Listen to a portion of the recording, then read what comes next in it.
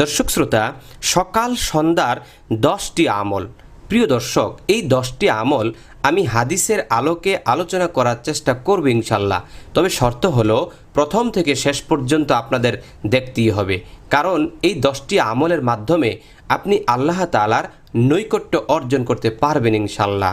প্রিয় দর্শক, সকাল এবং সন্ধ্যায় 10টি আমল কি আমরা শুরু করছি।